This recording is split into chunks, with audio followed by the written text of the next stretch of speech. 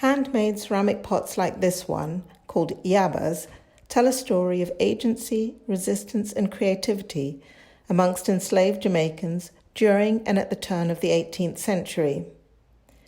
Independently made in their free time, such as it was, they set up an informal market economy to trade these pots, other craft goods and grown produce in order to transform their lives in small ways. At the markets, they could socialise, form networks and even plan rebellions.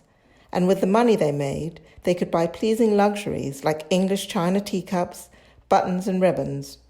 And the markets challenged the existing power structures by holding most of the circulating cash. Wait, what? Why am I only just discovering this story now?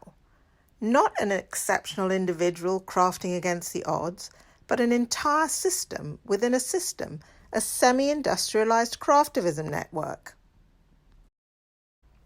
So I dug deeper and researched Jamaican plantations and kept coming across prints by James Hakewill, published in 1825, portraying calm, idyllic scenes, magnificent fields of cane, and distant benign processing buildings completely at odds with the brutality of sugar production labour, which was reflected in the high rates of mortality of those working on the cane. Enslaved labourers are represented by both Hakewill and Berryman, who was in Jamaica earlier, but they're represented as passive, submissive, and seemingly content with their not very demanding chores. Not a hint of agency, action, or any realistic portrayal of their enforced labour.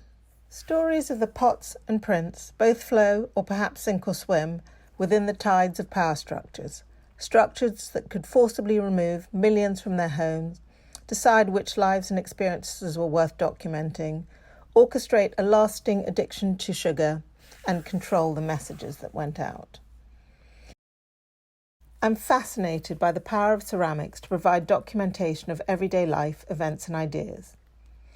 So although the grand houses of the Jamaican plantations remain standing, even after some were abandoned, and detailed records of lives and transactions exist, in most cases there was no visible trace of the poorly made living quarters of the enslaved. But, due to the longevity and durability and documentary power of ceramics, aspects of their daily lives are being pieced together by historical archaeologists through ceramic fragments.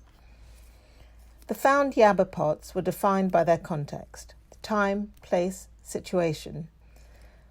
This work can't document what's past, but it can document the present.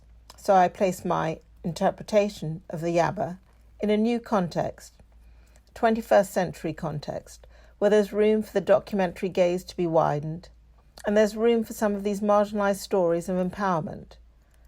And I can put these pots in conversation with Hakewill's and Berryman's images and disrupt the original artist's gaze, a manifestation of power, to invite a different way of seeing.